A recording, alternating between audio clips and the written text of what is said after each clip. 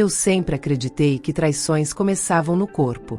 Mas hoje entendo que elas nascem antes, no olhar que dura meio segundo a mais, no riso contido, no silêncio onde antes havia leveza, no instante exato em que o mundo muda. E você ainda não percebeu. Meu nome, no fundo, pouco importa. O que importa é o som que ficou depois de tudo, o da porta batendo, o da respiração contida, o da casa vazia onde o eco de uma vida inteira ainda insiste em gritar. Ela era minha esposa. E ele, meu melhor amigo desde os 8 anos. A gente se conheceu na rua de cima, jogando bola descalço na chuva. Dividimos bicicleta, figurinha, segredos, bebida, histórias de cama. Quando ela chegou, olhos de granizo, pele de julho, eu apresentei os dois. Porque nunca imaginei que precisasse proteger o que era meu. De alguém que era meu também. Vivíamos próximos. Quase demais. Almoços aos domingos. Rachinhas no final de tarde. Bebidas na varanda, como se o tempo nunca passasse de verdade entre nós três. Mas foi aí que começou. Nos detalhes. Ele passou a vir mais quando eu não estava. Ela passou a se maquiar quando dizia que ia ficar em casa.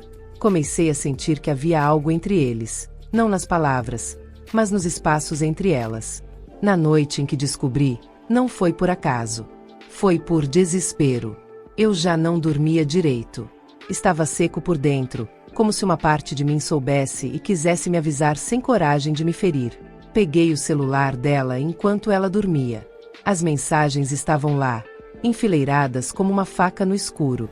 Ontem foi perigoso, mas eu não me arrependo. Ele quase chegou, meu coração disparou. Você me faz sentir viva. Li cada frase com uma calma que me assustou. Como se, naquele instante, eu tivesse deixado de ser eu. Saí da cama. Caminhei até a varanda. Chovia. Sempre chove quando a alma desaba. E enquanto a água molhava meu rosto, uma frase repetia na minha cabeça como um tambor batendo devagar. Ele. Não. Ele. Não. Porque a traição da mulher que se ama é um veneno. Mas a do irmão que se escolheu é uma amputação. O mais difícil não foi descobrir. Foi continuar respirando como se não soubesse. A traição tem um cheiro, metálico, doce, abafado. E desde aquele dia, a casa cheirava a isso.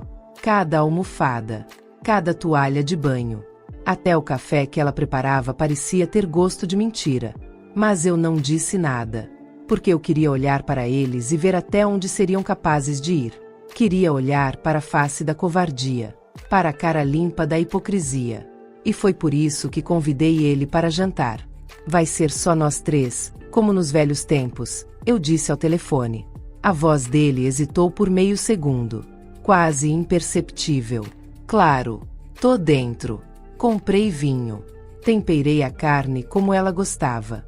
Ajeitei a mesa. Criei um ritual de despedida. Não deles. De mim mesmo. Quando ele chegou, os dois se cumprimentaram com naturalidade forçada. E eu vi. Pela primeira vez, vi o que antes negava. Os olhos dela se apagando quando ele olhava, e se acendendo quando ele desviava. Era sutil. Mas estava lá. Sentamos. Rimos. Bebemos. Contei histórias antigas. De quando ele caiu da bicicleta, de quando dividimos a mesma garota no colégio sem saber. E eles riram. Mas só eu ria com verdade. Porque eu era o único ali que já não fingia. Ela cortava a carne no prato com delicadeza, os dedos suaves como sempre. Mas tremiam. Ela sabia. Talvez não com clareza. Mas sentia. Sentia que havia algo no meu silêncio que gritava. Você tá mais calado ultimamente. Ela disse. Sorri. É que quando a gente aprende a escutar de verdade, algumas palavras perdem a importância. Ele pigarreou. Mudou de assunto. Falou sobre futebol, como sempre fazia quando se sentia desconfortável. E eu observei como quem estuda o inimigo antes da última batalha. Porque não há fúria maior do que a de alguém que amou demais, e perdeu tudo. Depois da sobremesa, brindamos. Levantei a taça e disse, aos irmãos de alma, e às mulheres que nos mantêm vivos. Ela baixou os olhos. Ele forçou um sorriso. E ali, naquele brinde, Eu soube que nenhum dos três sairia ileso. Ficamos os três na sala depois do jantar. A garrafa de vinho já pela metade. A luz amarela da luminária dava ao ambiente um tom de fotografia antiga, e talvez fosse mesmo uma fotografia. A última imagem de uma vida que não existiria mais depois daquela noite. Ela foi buscar um cobertor.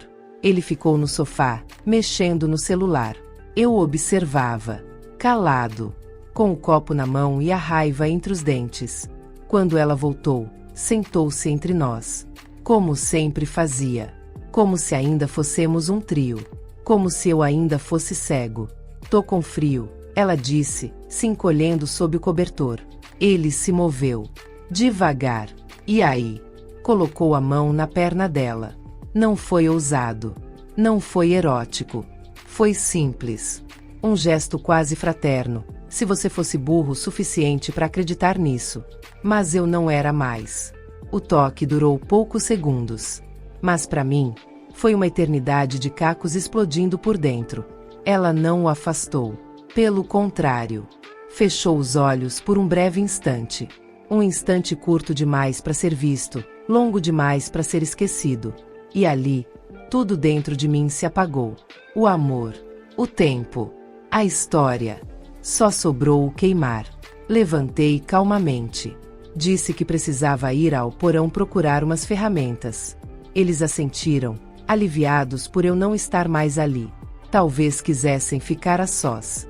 Talvez esperassem que eu saísse de casa, como se eu já tivesse ido embora por dentro. Desci as escadas devagar. O porão era frio. Silencioso. No canto, um velho baú de madeira. Dentro, as lembranças que deveriam ter sido bonitas. Fotos nossas, um boné dele da adolescência, uma carta da minha mãe e a arma. Peguei-a com cuidado. O metal gelado na palma da mão. Senti o peso, mas não o medo. Olhei para ela. Sorri. Depois, lentamente, coloquei a arma de volta. Fechei o baú. Tranquei. Porque eu entendi que ele não morreria por um tiro. Não. Ele morreria como nasceu ao meu lado, na dor das mãos nuas, no contato direto, na carne contra carne. Subi as escadas como quem retorna de um lugar onde a alma foi esquecida. Ele já estava indo embora. Se despediram com um abraço seco. E eu sorri. Porque agora, tudo estava claro. O amor havia acabado. E o crime já estava escrito. 2 dias depois, liguei para ele. Falei com a voz mais limpa que encontrei dentro do meu peito. Preciso conversar. Só nós dois. Claro. Onde? Aqui em casa. Como sempre foi. Desliguei e fui até o guarda-roupa. Abri a gaveta de baixo. Peguei a arma. Fria. Metálica. Coloquei na cintura. Só por segurança. Ou talvez, por raiva. Não era para ser usada. Era para pesar. Ele chegou rindo. Como sempre. Com aquele jeito de quem nunca cresceu. De quem acha que o mundo gira ao redor da própria desculpa. E aí, irmão? Tá tudo bem? Irmão. Quase ri. Entra. Vai até a garagem. Quero te mostrar algo. A garagem estava vazia. E silenciosa. Só a luz amarela do fim de tarde cortava as sombras. Fechei a porta atrás de nós. O que foi? Ele perguntou, desconfiando da minha expressão. Me responde uma coisa. Falei, firme, seco. O quê? Olhei nos olhos dele. Fundo. Firme. Você transou com a minha mulher? Ele parou. Engoliu seco. O rosto mudou. Tentou rir. Tentou escapar. Mas a verdade não sabia mais se esconder. Cara, isso não é assim. Dei um passo à frente. Ele levantou as mãos, como quem enfrenta um cão bravo. Foi um erro. Foi uma vez só. Eu juro por Deus. Uma vez só. Esse tipo de mentira dói mais que o próprio ato. Levei a mão até a cintura. Ele viu. Os olhos arregalaram. Calma, calma. Ele disse. Não precisa disso. Mas eu não saquei a arma. Eu a deixei onde estava. Porque ele merecia sentir cada osso se partindo. Cada dedo pressionando sua garganta. cada segundo do peso da minha dor. Avancei. Ele tentou correr, tentou conversar, implorar, mas eu já não ouvia. Só via o riso dele ao fundo, o corpo dela se contorcendo, os olhos dos dois fechando para mim. Caímos no chão. Lutei como nunca lutei por nada. Minhas mãos no pescoço dele. O sangue escorrendo do nariz, da boca, dos olhos, como se o passado estivesse sendo expurgado em forma líquida. E então, ela apareceu. "O que você tá fazendo?" gritou. Mas já era tarde. Quando ela chegou, ele já não era ninguém. Apenas carne. Apenas fim. Me levantei devagar, coberto de sangue, com o peito aberto e vazio, como se a morte dele tivesse me esvaziado também. Olhei para ela. Ela estava em choque. Tremia. As lágrimas desciam. Mas não eram por ele. Eram por tudo. Estiquei a camisa. Mostrei a arma ainda na cintura. Eu podia ter atirado. Mas isso aqui era para ser sentido. Dei 2 passos até ela. Ele não te tirou só de mim. Ele me matou. Antes de morrer. Ela não chamou a polícia. Pelo menos, não na hora. Ficou parada ali, olhando para mim como se não soubesse mais onde estava. Nem o que era. "Sai daqui", ela sussurrou, com a voz rouca, embargada. Mas eu não saí. Fui até a cozinha. Peguei um pano. Limpei parte do sangue das mãos. Depois caminhei até o telefone fixo, aquele que quase ninguém mais usava. Desquei. Cometi um assassinato. Estou na rua 26, número 57. Estou armado, mas não vou reagir. E desliguei. Sentei na varanda. Ela continuava na garagem, chorando, tremendo, viva. Quando as sirenes vieram, não me levantei. Levantei as mãos. Entreguei a arma. Deixei que me algemassem com a calma de quem finalmente conseguiu respirar. "Por quê?" Um dos policiais perguntou, já dentro do camburão. "Porque tem coisas que não se mata com arma." "E o que você matou, afinal?" "Uma história. Uma infância. Um reflexo que me perseguiu a vida inteira." Eles não entenderam. Nem precisavam. Na delegacia, me mantiveram em silêncio. Nenhuma declaração formal. Meu advogado chegou, tentou falar em legítima defesa. Mas eu neguei. Eu queria matá-lo. Foi consciente. Foi necessário. "Você quer ser preso?" Ele perguntou. "Não." "Então por quê?" "Porque ficar livre seria continuar vivendo com ele dentro de mim. E ele já morreu. Alguém precisava ficar para enterrar. Fui levado a uma cela solitária. Pequena. Cinza. Goteira no canto. Fria. É daqui que te escrevo agora. Não sei quantos dias se passaram. Aqui o tempo não conta. Só pesa. Não penso nela. Não penso nele. Penso no dia em que tudo ainda era simples. 2 bicicletas, um cachorro, a bola furada no quintal.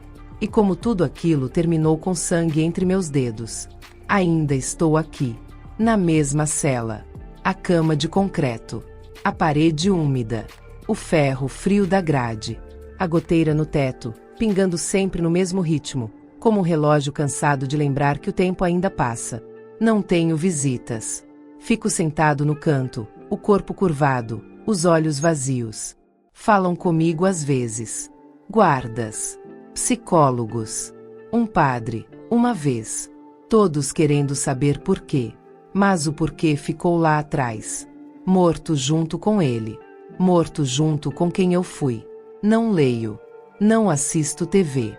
Só observo a porta de ferro e me pergunto quantas vezes ainda vou acordar dentro do mesmo pesadelo.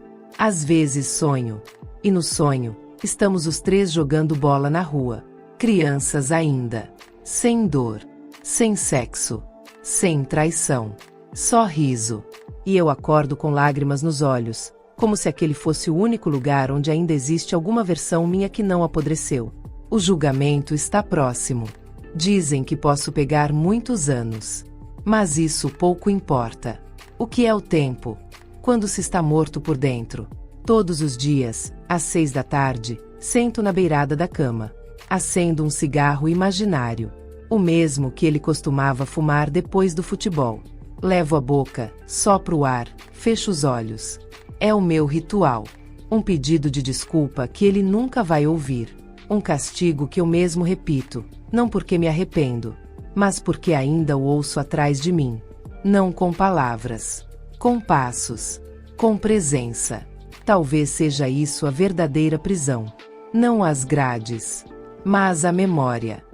Se você chegou até aqui, comente uma flor, só para eu saber que não estou sozinha. Siga nosso canal A Flor e a Serpente. Lá você encontrará a versão completa desta história, e muitas outras.